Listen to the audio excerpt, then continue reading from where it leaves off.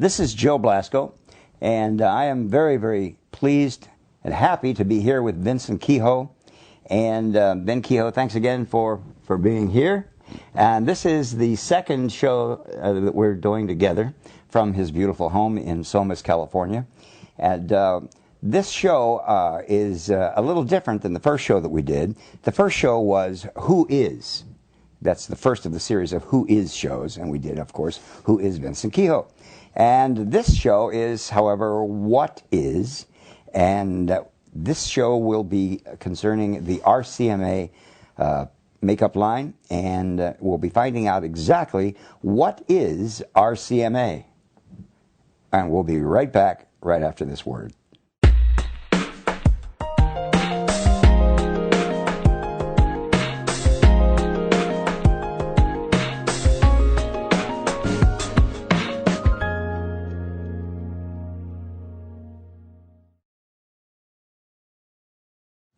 Okay, welcome back. This is Joe Blasco again with my guest, Vincent J.R. Kehoe. Again, thank you for being here in your own home. Thank you for inviting us to your home.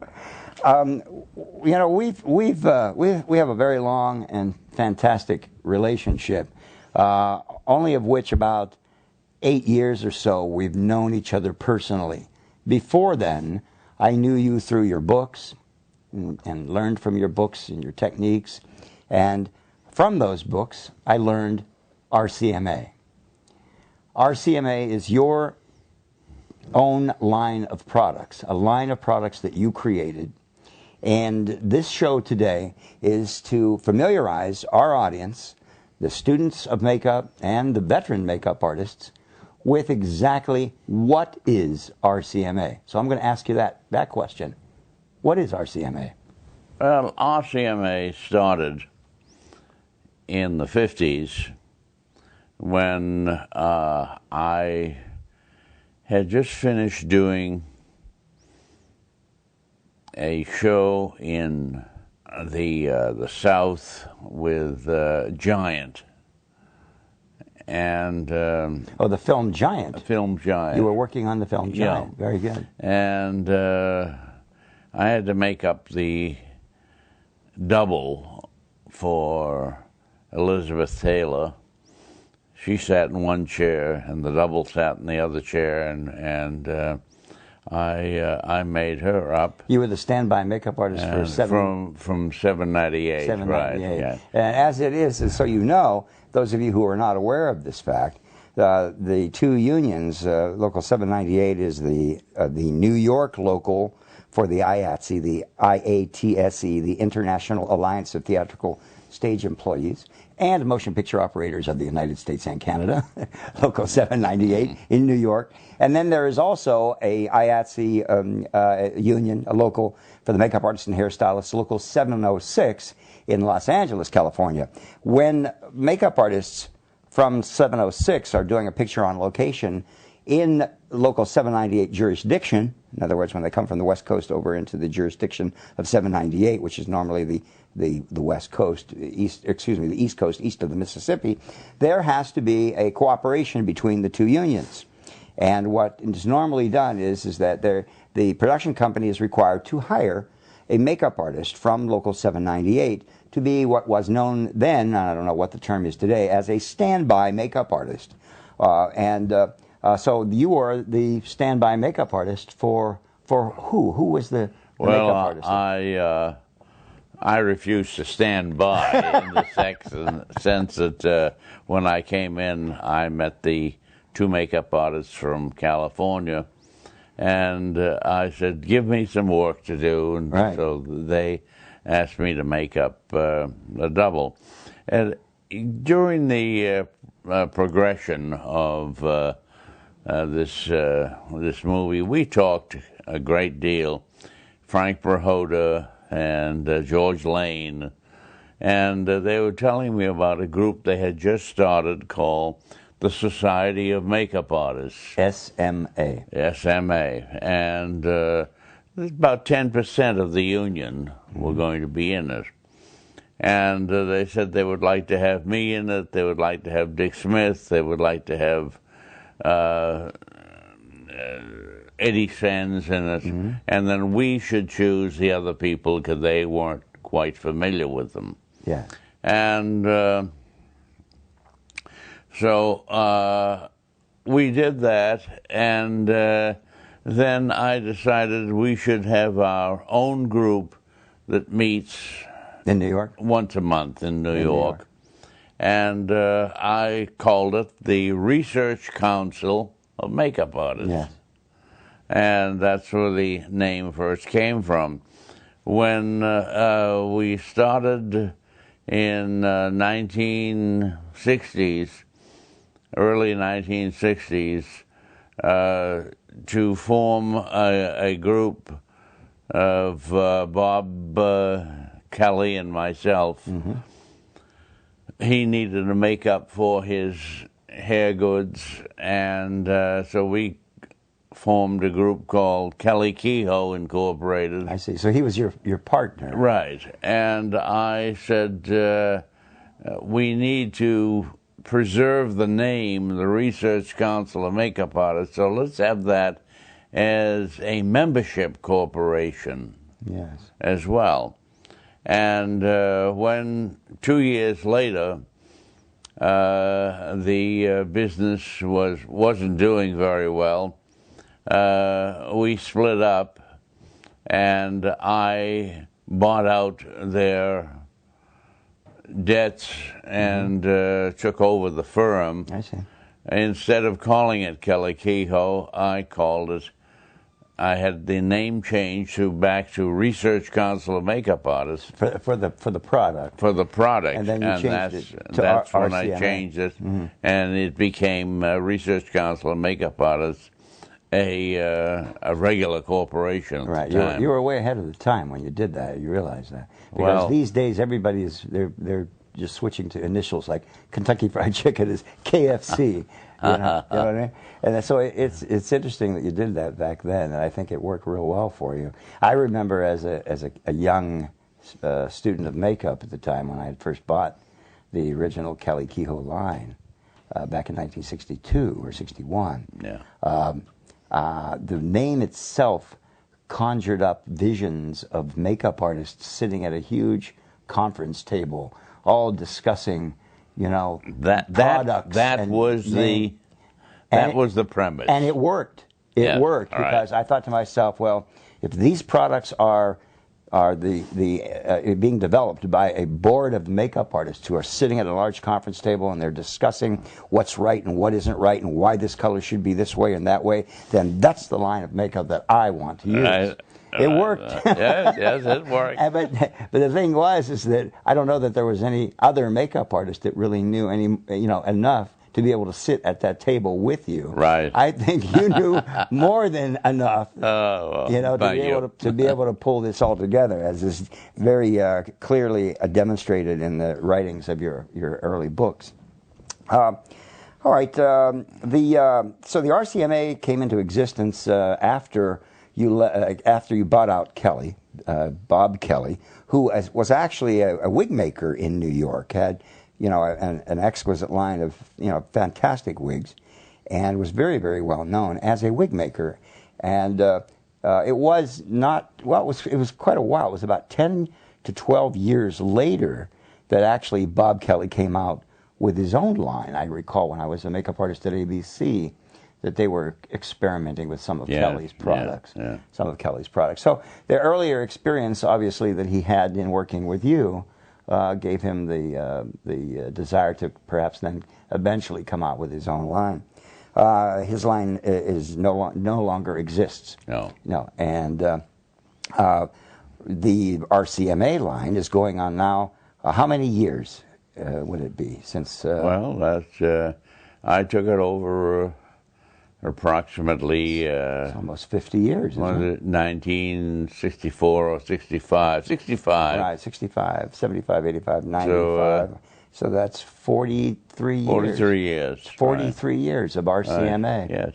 That's terrific. Yeah. Congratulations. Thank you. Yeah, absolutely. And I have a little story for you. This is funny. At ABC Television, the head of the makeup department, Rudy Horvatish, insisted that we all use Max Factor professional theatrical makeup. And at that time, there was either pan stick or there was pancake. The pan stick was, a foundation color in cream form that was in a roll-up type of container, and the other was pancake in a flat container. You had to use a wet sponge to pull it out of the container. Anyway, I honestly didn't like the colors. The colors that were called olive in that line, in the Max Factor line at that time, were not olive tones. They didn't have a yellowish undertone, a yellowish green undertone. They were very pink. And I had become accustomed to working with RCMA, and when he says olive, it's olive. When he says ruddy, it was ruddy. It wasn't, the other way around, as was with the Factor colors at that time. And so what I did was I took all of the Max Factor pan stick out of each of the containers, and I melted down the RCMA colors, and I put them into the pan stick containers. Right? The makeup artist would come to me and they'd say, "What color are you using?" I said, "I'm using a medium olive or deep olive, Max Factor." They said, "Well, your people they look different. There's something different about them. They look better. They look better." And I never did tell them what I had done. So now you say that Bob Kelly was with you in the very beginning. Was Bob Kelly the man that actually inspired you to do this, or was there someone else that inspired you to create your own line, or was this something that you decided to do yourself? Well, actually, it was the period where Max Factor was getting out of the professional line, out of the theatrical and going into commercial cosmetics. Yes.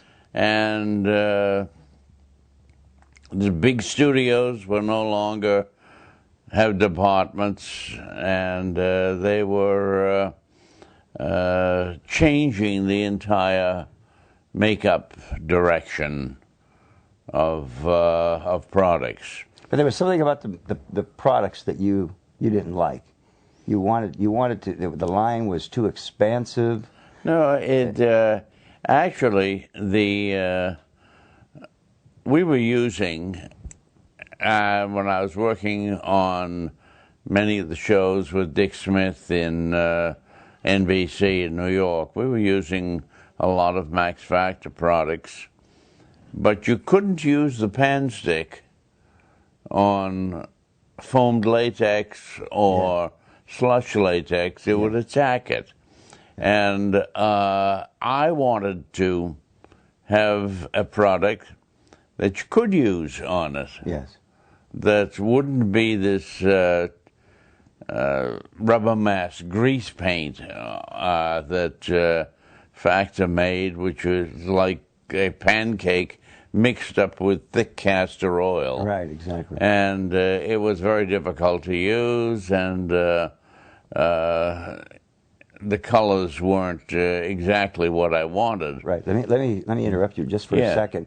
Let me explain this to you, especially to students of makeup out there. Back in that time, we're talking the 60s, 70s or so, actually 50s, 60s, 70s. When Mr. Kehoe says rubber mask grease, what we had, and there are still products like that today, but in a different consistency, is that because the mineral oil components of regular foundation makeups would actually be absorbed by the rubber. It would attack the rubber. When we say attack, we mean it would actually be absorbed by the rubber, and the mineral oil would cause the rubber to expand, and eventually it would deteriorate the rubber. And what we also found is that if you put regular cream makeup onto the rubber, because it would be absorbed into the rubber, the oils would go into the rubber, and it would leave the dry components of the product, the pigment, on the surface, and it would dry. It would become very, very dull, and it would look very dry, and it would go gray on camera. So Max Factor came up with this product. Actually, it had been around for an awful long time. Other makeup artists developed it. Max Factor also had a product called rubber mask grease, as Mr. Kehoe just said. And this product, if you recall, Ben, was in a jar. It was a white jar with a metal cap. Yeah. And I can remember when I first sent away for it. I was a kid. I must have been 11 years old. And I got this jar, and I held it like this, and I opened it like that, and it all came out. all over the bedspread. Because my mother would lock me in the bedroom. She said, if you're going to mess around with all that garbage, you got to be away from the rest of the house, right? So I opened this thing up, and then I realized why she was doing that. All this was liquid. It was an awful, god-awful. It was simply nothing more than castor oil and pigment, and it would settle to the bottom. You'd have to open it, you have to keep it level, take the lid off, and take an orange wood stick or a pellet knife and stick it down there and stir it up and mix it until the oil and the pigment would come together and form a cream, and then you could take that and use that to apply onto your rubber pieces. Why did they do this? Because they found that castor oil did not negatively affect the rubber.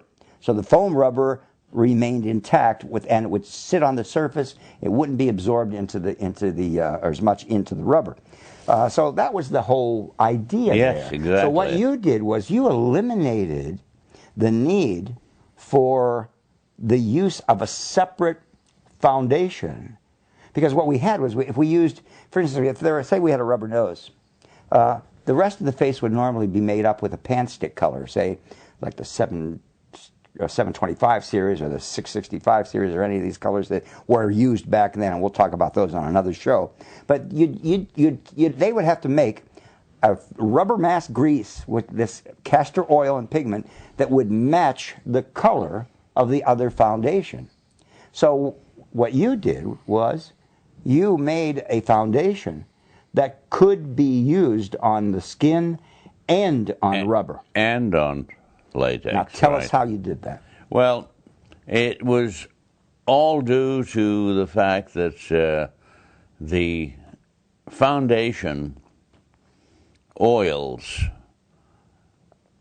were always contained mineral oil at that time. And in fact, today, even today, most of the makeups, commercial and professional, that are in that flat cake form, cream cake form, do contain some mineral oil. Mineral oil, exactly. And I wanted to eliminate that, so I had contacted some cosmetic chemists down on 18th Street. In New York? In New York, and where the whole area was covered with cosmetic manufacturers yes. of both new products and a lot of the large firms farmed out certain products to them, and they were using something that was a little bit different. They were using something called isopropyl myristate, yes, which was a vegetable oil and didn't affect rubber. So by using that instead of the mineral oil and the regular, it made a better product. Yes. And by combining that with a little bit of the castor oil, I got a product that lasted better on the skin. Yes. And the oils were absorbed into the regular skin. Yes. And just left the pigments and the waxes on the outside. Yes. And provided a better product. Right, and an even blend from latex onto the skin. Right. What we're going to do right now is we're going to break for just a minute, and we're going to be right back just after this word. Hi, Joe Blasco, once again here for you on MUA TV. I want to show you Volume 1 of the book that Vincent Kehoe and I wrote. It's called The Professional Makeup Artist. And there's well over 1,000 pages in this Volume 1. And Volume 1 has actually been on the market now for and available through our website at www.joeblasco.com for about 2.5 to 3 years. And we've sold around 4,000 of these books already. And so if you haven't yet gotten The Professional Makeup Artist, you may want to check out www.joeblasco.com to see exactly how you can go about ordering today. The Professional Makeup Artist by yours truly and Vincent J.R. Kehoe. Definitely a book you're going to want for your library. Welcome back. Joe Blasco again here with Vincent Kehoe, discussing the very famous and highly respected Research Council of Makeup Artists, otherwise known as RCMA, line of makeup products for the professional. Then, when you put this line together, let's talk about just the foundation colors. The makeup artists, they go into, say, a professional makeup store, and they see the RCMA line there, and they see all of these foundation colors. And how did you derive each of these colors? How did you determine which colors you wanted, and how did you, to create the system, the RCMA color system? Well, in the first place, I laid out on the floor of my apartment in New York every type of cream makeup that I owned, laid it out on the floor. I'm laughing because I did the same thing. Yeah. And eliminated all the solely black and white. Mm-hmm. The panchromatic makeup. Which was a panchromatic makeup. And because I wanted this designed for color, because color makeup could be used in black and white. Right. And television was turning to color at that time. Right. And then I took down all the colors that were specifically for certain, let's say, certain products that were designed solely for certain companies. Mm-hmm. At that time in California, there were many companies that were experimenting with color. Mm-hmm. And you had cinema color, you had this color, you had that color, and so forth. And some of them were two-color processes, and some of them were three-color processes. And now we're talking about Technicolor. We're talking about the actual color processes. We're talking about the film processes. Film, right, okay. Right. And by eliminating those products, those specific products, right, because they were going out of style, yes, and they were not being used in regular production in color television, yes, nor color motion pictures at the time. Yes. Because by that time, color motion pictures were no longer just plain Technicolor, which was 3 strips of black and white film with various filters, yes, that produced color. They had a single color or a single film, a strip, color film, right, product that was Eastman color negative. Yes. And you could shoot this in one camera, yeah, one time. The emulsion they created, the chemicals that were on the actual strip of celluloid, there were emulsions on the strip of celluloid film that would interact with the light. The light would hit the subject. The light would then reflect from the subject into the lens of the camera, and whatever it was reflecting, that's what would register onto the film, through the lens and onto the film. And the emulsion, which are the particles, the layer of particles, it had all of the primary particles of color that would interact with one another on the actual surface of the film to create the image, right, rather than having 3 strips that would have to be combined exactly, to make the color. Exactly. It was a great innovation for the Eastman Kodak company, and I immediately contacted the Eastman Kodak company and went into correspondence with them relative to producing a makeup that was compatible with that process for Eastman color negative. Yes. And we went through a number of things. Eastman color negative, 5247, I think, was the first one. And then you went to 5248, 5251, 5254. each one being an improvement over the last on the next one. Yeah. And at the time, I had products that I sent off to Earl Cage, who was head of their developmental laboratory, and he sent back, well, can you combine this shade with that shade and give us something in between? Yes, yes. And that's how many of the colors got devised. Yes, yes. For instance, a KW12 is a mixture of KW1 and 2. Is that correct? Yes. Okay. Yes. Or KM14 is a mixture of KM1 and 2. Right. So this is how that was.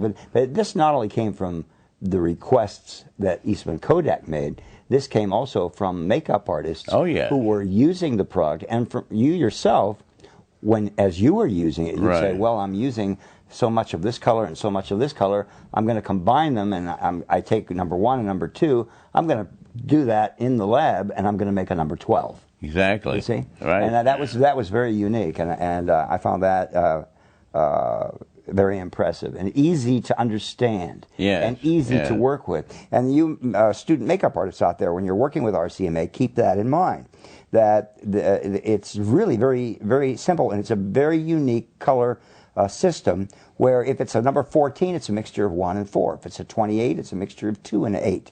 You know, if it's a 11, well, what would it be if it were 11? There aren't any 11s, are there? No, I decided that 8 colors were part of one line. For example, you generally had 1 to 4 with a pink undertone, and then 5 to 6, we'll say, with well, it's just opposite the other way. The 1 to 4 had a beige tone, while 5 to 8 had a pink tone underneath it. I see. And I had KW 1 to 8, which was for women. Right. KW. And KM. Kehoe women. Kehoe men. 1 to 8. Right. For men. Exactly. And then the combinations, if somebody liked 2 and 3 but wanted somebody in between, it became KM 23. Exactly. Right. Yeah, that's unique. And so you, in order to devise these colors, you put all these products down on the floor. You took out products that were not that popular, took out product colors that were designed specifically for certain film processes. That's what we've just discussed. And then you were left with various colors. And then you went through these colors and you picked the ones that you felt were the best colors to put into the line. What I did was I assured myself that I had a coverage for both color television and for Eastman color negative. Yes. So the main thrust of the line and the main thrust of what you were doing with color, or with the foundations, were for color. Television or film. Professional film. Color. Yeah. Film first. Television and film. Yes, yes. Yeah. Let's back up a bit. I recall back in the 30s that the Westmores had a container that was a flat container. Actually, I just recently discovered that about 15, 20 years ago. But in 1960, there was no such thing as a flat container that for theatrical makeup, for professional makeup. Yeah. Only we had pancake. Yeah, we had pancake. But as far as cream was concerned, they were all in stick form, and you had to wind them up. Right. When I first purchased RCMA, I was intrigued by the fact that the container was flat, and I had been so accustomed to using pan stick. But the container had a great design to it. The top was corrugated around its edges. Do you remember that? Yeah. Corrugated around its edges, and it was very, very flat, really flat. And I found that to be a unique design, way ahead of its time. I didn't know that anyone else had done that. In fact, no one really had done it because the Westmore container from the 1930s and 40s was made of glass. Yeah. It was very heavy and had a metal top, but it was flat, and it was the predecessor to what you had done. With your plastic container, it was much lighter weight for the makeup kit, which is heavy enough to carry around, and was a lot easier to remove product onto the sponge with, unlike with the pan stick. So that was a real innovation. What led you to put it into a flat container? Well, the main reason was that once we decided, or I decided that I was going to use isopropyl myristate yes. as the one of the oils. Main liquid ingredient for the foundation, was that it attacked, isopropyl myristate attacked styrene. Yes. Many of the containers, the plastic containers contained styrene, yes. and they would just crumble and fall apart after a while. Right. They degraded. I had to get from the Norton Plastics Company something called a container made out of urea formaldehyde mixture. Yes. And it was the only one that was made that would stand isopropyl myristate. Right, without falling apart. Without falling apart. And we worked with them for many years. But the design of the container, did you? That was simply what was available. I see. So that was a stock container. Yes. For that particular company. That was just what was available. Well, it was a good choice. That was definitely a good choice. Your line is for professionals only. It's for professionals. That's it. Whether they be professionals in motion pictures or television or salons, right. The line, not so much anymore for salons, but mainly for film and for television. You've been very insistent upon the fact that it not be sold in drugstores and it not be sold in department stores, and it remain strictly a professional line of makeup. No supermarkets, no drugstores, no department stores, no specialty stores. This was strictly for motion pictures and television. Yes. And the makeups, of course, could be used on the street, but they were not sold to compete with commercial cosmetics. Exactly. And that was the basic thrust yes. of RCMA. Right. And commercial cosmetics, even today, still do not have the percentage of pigmentation that's required to put on a makeup thin, have it long-lasting, and have it not so oily appearing on the skin. And so that brings to mind now, you created, and you were the innovator in another way as well, and that was with the addition of more pigment to the formula. And let me explain this very, very quickly to our viewing audience here. Makeup is made up of two parts. When you look at the makeup in a container, it's made up of two things.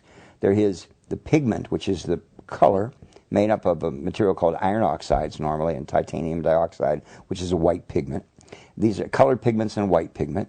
So that makes up the color. It's a powder, right? The pigments are powders, highly refined milled powders. The other half of the formula is what we call the vehicle. Why do we call it the vehicle? It's because it carries the pigment. And how does it carry the pigment? Well, the vehicle is made up of two parts in a cream makeup. It's made up of oils and waxes, right? So you have the vehicle, which is oils and waxes, and you have the pigment, which gives it its color.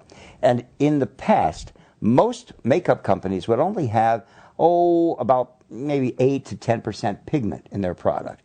Some of their theatrical colors would have maybe up to 15, 18% pigment. But never did they go beyond that. And Mr. Kehoe, and I will switch the camera too, Mr. Kehoe was the first company, makeup artist, makeup manufacturer, to recognize the fact that the pigment should be in the product to a higher concentration, to a higher degree, because then what was happening is because there was so little pigment in the makeup artists would use powders that had pigment in them, and they would apply a lot of powder with this pigment. So they would actually make up for the amount of pigment that should have been in the makeup, in the foundation, in the cream product. They would make up for its lack by adding pigment to the surface of the skin and powdering the makeup with a powder that contained a lot of pigment. Well, what did this produce? He recognized the fact that this produced a very heavy makeup, an uncomfortable makeup, a mask-like makeup, and a makeup that would require a great deal of touch-ups throughout the day. So Mr. Kehoe came up with, let's not use a powder that has a lot of pigment into it. Let's put the additional pigment into the makeup product itself. And he created the first line of high pigmented foundations. Brilliant. Well, Brilliant. It was the reason for that was very simply is that you could control the color on the face with the sponge that you were using. You never used the fingers. No. You always used a tool. Yes, exactly. A brush or a sponge, and applied the makeup with that. And then if you wanted the color just to stay exactly the way you had designed it, then we used what we called a no-color powder. Yes. To set that would set it, yes, not change the color value right. of the foundation whatsoever. Exactly. When the makeup artist would use a colored powder to set the cream foundation, the pigment in the colored powder, after so many touch-ups, would darken. It may have been all right and acceptable for the first application, but after that, continued application of powders would cause the makeup to darken and darken and darken over the day and become somewhat orangey. So by using, as you did, powder that contained no pigment, that enabled the makeup to be touched up any number of times without changing it or turning it orangey. With black and white, it didn't make that great deal of difference. It would darken slightly. Slightly, but it didn't make that great deal of difference. Because it was in gray. color. Yeah, because it was shades It made of gray. a difference. Now, the difference between a professional makeup and a commercial makeup is that commercial makeups are designed by people who want a fashion look for a certain period of time. Mm-hmm. And after, let's say, you have 1 or 2 years of this, it's no longer new, it's no longer saleable, you change it. Right. Trend. You may change it drastically. It's trend. And therefore it becomes a trend, yes, it becomes a fashion, yes, and something new. Yes, yes. While in motion pictures, our makeup is designed for the television camera system and the motion picture film system, yes, solely, yes, so that we don't have to change it for fashion. yes, exactly, exactly. And the only changes that have to be made are usually changes that are required by the changes in the film stock, yes, or changes in lighting. If the light, because we used to have to make people very dark to compensate for the brilliance of the lighting, for the high illumination. It follows that a lot of times that fashion does come into the makeup because you wanted to be up to date. Mm-hmm. However, you can also ruin the visual part, yes, by having a makeup that we see films today that were made in the 60s, yes, and the women are much overly made up in the eyes, Yes. And you can tell because it's that trend. It was made at that time, Right. and it's not right. It's style. It's a makeup style. They're doing Right. style. That's what can age a or date a film. Right. For instance, if you watch, as an example of a film that does not have a date, I mean, obviously it's a period picture, but the makeups are quite classic. If you look at Gone with the Wind. Well, Gone with the Wind, all of the makeups are very natural, they're beautifully done. And there's no, and at that, well, you have to say, well, they are that way because at the time, during that period, women weren't to be made up. They were to be natural. Yeah. You see, so as we progress now, and you can see how well that film looks, how great these people look. Even today, the women who are made up in that film look very classic and very beautiful. But then you go to a film like Bye Bye Birdie, let's say, which was done in the 60s, the early 60s. And it's all trend makeup. Yes. Makeup for the teenage makeup designed by Helena Rubinstein. All these cosmetic companies, they want to get their foot in the door and they want to advertise. They want to use cosmetic or motion pictures as a platform from which to sell their makeup. And it was funny to see. I remember watching Bye Bye Birdie. I saw it the other night at a screening, and in every scene there was some Helena Rubinstein makeup, really? on the countertops, here and there. But what was wonderful about it, and the makeup was very well done, and I don't know whether they actually used Helena Rubinstein makeup for the film. Knowing the makeup artists of the day, they probably used the theatrical makeup or the motion picture makeup of the time, so that they were able to actually work with the film times. But nevertheless, what the makeups were trend makeups with the light lipstick, the white lipstick, the light eye color on the lids, Right. And so if you look at this film today, obviously it's very dated. But at the time that it was released, it was meant to show the current fashion in makeup. Yeah. This was not a period picture because it was made and released in the 60s, and the makeups that were used on it and the techniques that were used with the makeup application reflect how makeup was being done and what colors were being used in the 60s. So when you're doing makeup, what we try to do at my school is we teach the kids how to do a very, very natural classic makeup. And so that what they're doing isn't being dated. Now, obviously, if it's going to be a period makeup, then you have to follow whatever the dictates are of that period. I think, now you mentioned commercial makeup. This is strictly my opinion. There's commercial makeup that's sold in department stores and drugstores and supermarkets. Then you have the professional makeup, such as yours or my product and others. And the thing that I feel that makes a real difference between the two is that the professional makeup, being highly pigmented, really does a job. It does what you want it to do, providing you know how to use it. Right. All right? The commercial makeup is not designed to do that. It is not designed to be put on very, very thin, but still give you good coverage. Most of the commercial makeups are liquid makeups. They're liquid makeups that are meant to be able to be used on any number of people, therefore, for sales, so that they can sell this one color to 5 or 6 different shades of complexion colors.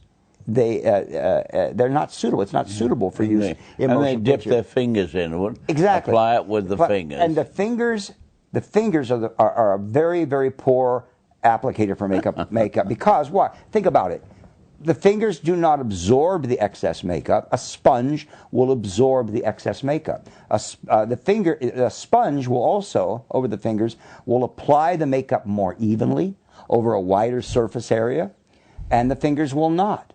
You're going to end up with a splotchy looking makeup. So a sponge, professionally, is the way to apply the makeup.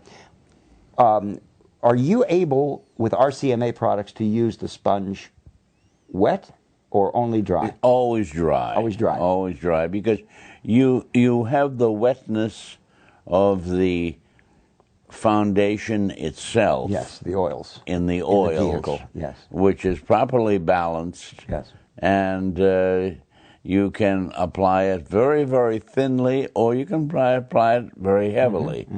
We manufacture one product for one makeup artist, for one star, that likes to look like he has just a heavy tan. Yes, yes. And so he gets a very dark color, puts it on very thinly Yes, with the sponge. Yes.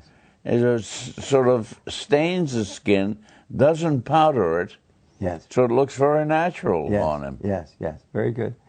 Let me ask you this question. Earlier on in your literature, back in the 60s and 70s, you stated that the best type of sponge to use was a polyurethane sponge. That's correct. And most makeup artists today, in fact, all that I know of, use a synthetic foam latex sponge or a foam latex sponge. Well, as long as Why it's is that? synthetic, well, the regular foamed rubber sponge will break up. Yes. And the regular foamed rubber sponge can also cause certain allergies because of its makeup. But the polyurethane sponges in various shapes and sizes cannot do this, and therefore is a better sponge for professional use. For application. I feel that you can put the makeup on, you can apply the makeup, and with the way that you scrub the makeup onto the surface of the skin with a polyurethane sponge, it seems to go on thinner. And the polyurethane sponge, having a little larger cellular structure than the foam rubber sponge, holds a little more. And the polyurethane sponge does not break up a lot of times, while a foamed latex sponge will break up and shred. Yes. And we're going to stop for just a second. And this is terrifically interesting. It really is. All right, folks, we're going to be right back in just a second with more with Vincent Kehoe on RCMA. Don't go away.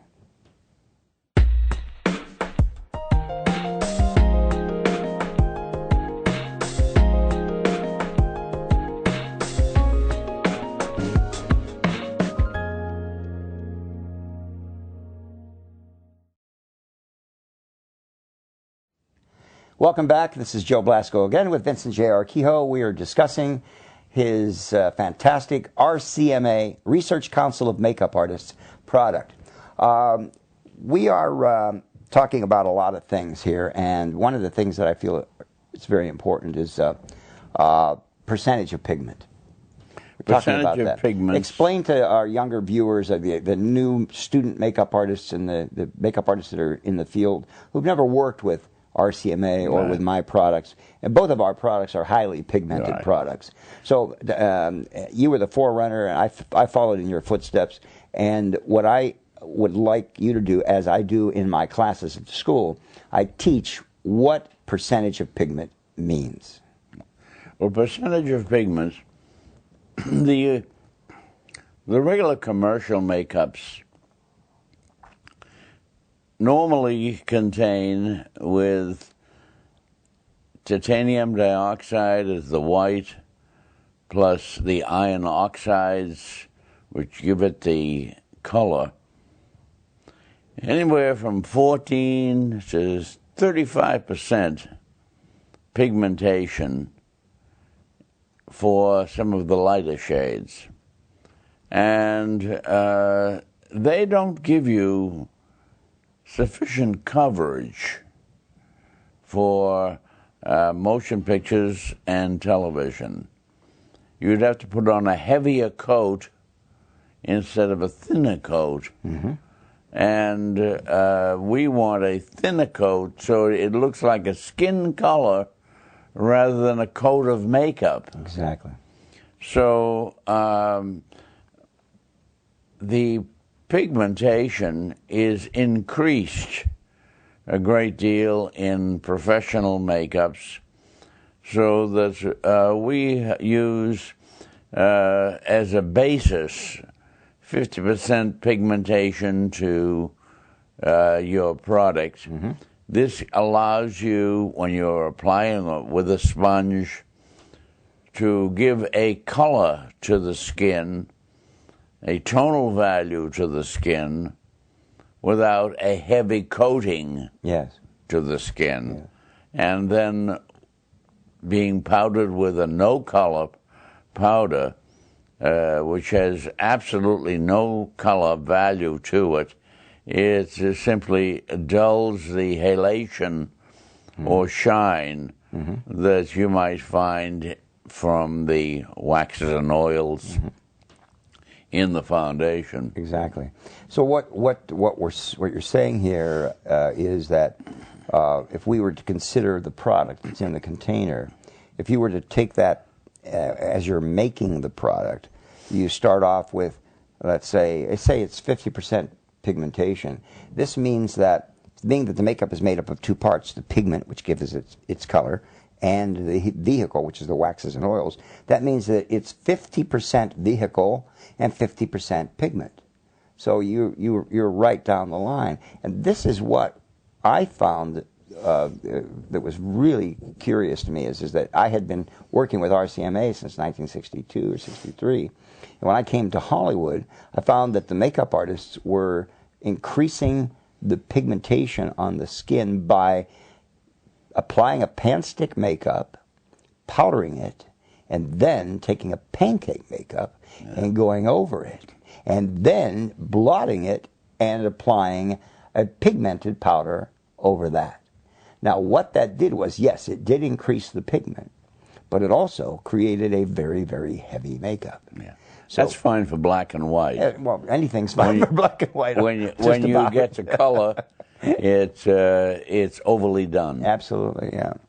And I saw one. There was an article in one of the movie magazines, one of the celebrity magazines back in the day, and I can remember an article with Natalie Wood being made up by Gordon Bow, who at the time was the head of makeup for Warner Brothers, and he made a statement about a makeup that had been done on, I believe it was Elizabeth Taylor, if memory serves. I may be wrong.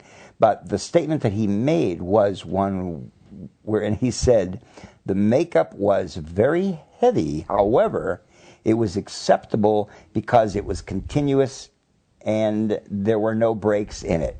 All of the skin surface was covered, and what you saw was the light that was reflected from the surface of the makeup, and it appeared to be her own natural skin. Well, that may have been okay with the processes back then, but today, if you apply makeup heavily that way, with HD, you're going to see it, and it's going to look like a heavy makeup. So that's what's so important about that's why professional makeup artists, if you're a professional, you're not going to want to buy your makeup in a drugstore or in a supermarket.